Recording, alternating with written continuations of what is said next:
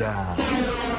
10, 9, 8, 7, 6, 5, 4, 3, 2, 1. Berkarya dan kebersamaan to help people and to help themselves. Ibu-ibu, seperti yang sudah kita tahu sama-sama bahwa pertemuan P2K2K kita pada siang hari ini kita membahas tentang bagaimana cara mencegah kekerasan terhadap anak. Ya, nih ibu-ibu ini yang suka ngomel-ngomel, kalau anaknya nakal langsung dipukul, itu tidak boleh ibu-ibu ya. Baik, ibu-ibu, saya minta bantuan sama ibu-ibu sekarang ya. Siapa kira-kira, angkat tangannya ibu-ibu ya, siapa kira-kira yang mau membantu saya untuk membacakan cerita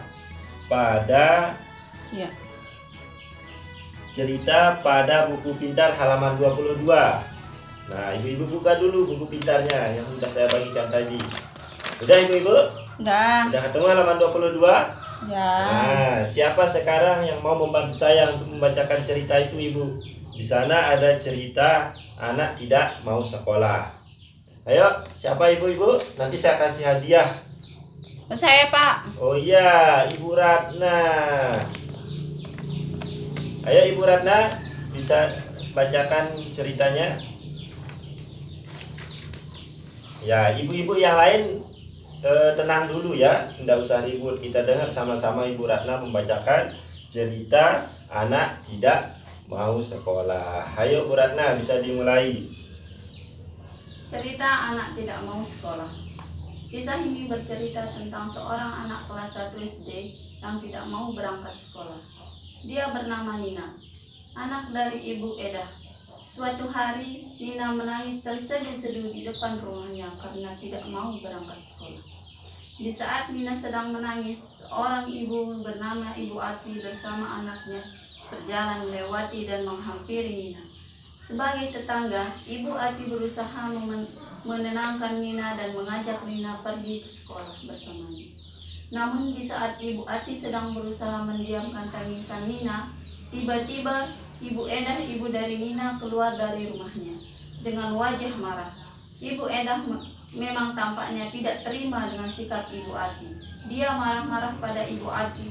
Ibu Edah menganggap perbuatan Ibu Ati tersebut telah ikut campur dalam urusan keluarganya. Sebuah kata yang pedas muncul dari mulut Ibu Edah. "Hei Bu Ati, ngapain ngurusin urusan anak orang? Urus saja anak ibu sendiri." Ibu Edah pun segera menarik Nina masuk ke dalam rumahnya dengan terus memarahi anaknya tersebut. Dan Ibu Ati hanya termenung. Dia hanya bisa mengelus dada. Dalam hatinya berkata, apa yang harus dilakukan melihat perbuatan Ibu Edah yang sering memarahi, bahkan memukul anaknya itu. Itulah akhir cerita yang harus kita renungkan. Apa yang harus kita lakukan menyaksikan perbuatan seorang ibu yang sering melakukan kekerasan terhadap anaknya. Hanya itu, Pak. Terima kasih Ibu Ratna ya. Kita tepuk salut dulu untuk Ibu Ratna, ibu-ibu ya. Tepuk salut. Salut.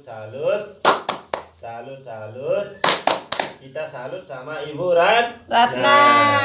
Oke, terima kasih ya.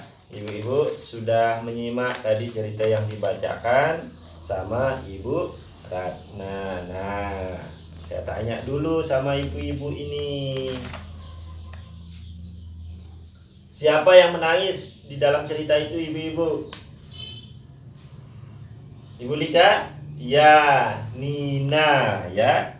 Jadi yang sedang menangis di dalam cerita itu adalah Nina. Kemudian Ibu Ati. Ibu Ati itu siapa? Tetangga. Ya, tetangga dari Ibu Nina. Eda. Ya, atau Ibu Eda. Ibu Eda itu siapa sekarang? Ibunya dari Nina. Ibunya dari Nina. Nah, singkatnya Nina sedang menangis. Ibu Ati itu adalah tetangga dari Nina dan Ibu Eda. Ibu Eda itu adalah ibunya dari Nina. Ibu, tadi kita sudah sama-sama membahas atau sudah sama-sama mendengar ya cerita dari Ibu Nina.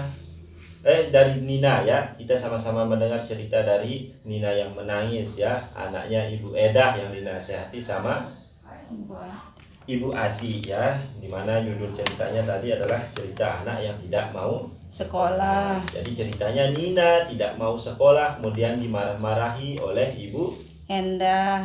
Endah ya, kemudian menangis seperti itu. Tetapi karena tiba-tiba Ibu Ati datang menanyakan kepada Nina kenapa dia nangis, Ibu Edah marah-marah mengatakan bahwa Ibu Ati ikut campur terhadap urusan rumah tangga. Nah, sekarang saya tanya sama ibu-ibu, kira-kira kalau cerita seperti tadi itu terjadi pada ibu itu, anaknya tidak mau sekolah, ibu marah-marah, kemudian dinasihati sama tetangga, sebaiknya apa yang kita lakukan ibu-ibu? Ada yang bisa jawab? Ya, Ibu Ratna, sebaiknya apa yang kita lakukan? Belajar dari tetangga. Ya, ikut menasehati ya, ikut menasehati anak seperti tetangga ya, seperti itu ya. Ya. Nah. Kemudian yang kedua, apalagi? Ada yang memberikan tanggapan? Membujuk anak dengan pelan-pelan. Ya, membujuk anak dengan pelan-pelan. Ya. Ada lagi? Menasehati anak. Menasehati sama membujuk sama ya ibu-ibu ya. Ya. Baik, saya tanggapi sedikit ibu-ibu ya. Ya, yang pertama itu ikut ya menasehati, meminta pendapat kepada Tetangga. Ya, memang di dalam bermasyarakat itu kita juga harus baik sama tetangga ibu ya. Kalau nasihat dari tetangga itu baik untuk kita, maka kita juga sebaiknya mendengarkan nasihat dari tetangga seperti itu. Misalnya ibunya, anaknya tidak mau sekolah, kemudian tetangga memberikan saran supaya begini-gini, supaya anaknya tidak mau sekolah, jangan dimarahi, sebaiknya dinasehati baik-baik atau apa seperti itu. Kita dengarkan baik-baik ibu ya, dan kita laksanakan. Kemudian yang kedua, membujuk anak. Ya, memang benar ibu-ibu ya. Kita tidak, kalau anak tidak mau sekolah itu kita tidak langsung marah, apalagi sampai anak nangis ya, apalagi sampai kita melakukan kekerasan ya. Marah itu juga termasuk kekerasan ibu ya. Kekerasannya itu terhadap mental anak, apalagi membentak-bentak anak itu adalah kekerasan terhadap mental anak ya. Kemudian sampai memukul. Nah, jelas sekali kalau memukul, anak tidak mau sekolah dipukul, maka itu juga merupakan kekerasan ibu-ibu ya. Akhirnya apa? Anak nangis. Kedua, kalaupun karena anak itu sekolah, tetapi batinnya itu tetap tersiksa ibu. Tersiksa dalam artian dia selalu mengingat apa yang ibu lakukan sebelum dia berangkat sekolah ya. Dan itu sangat berakibat buruk terhadap mental dan perkembangan anak ya. Ingat ibu-ibu, orang tua itu adalah cerminan anak ibu ya. Kalau orang tuanya suka memukul, kita takutnya nanti anaknya juga suka memukul. Maka sebaiknya kita nasihati secara baik-baik ibu ya. Oke, paham ibu bunda? Oke. Terima kasih ibu-ibu ya.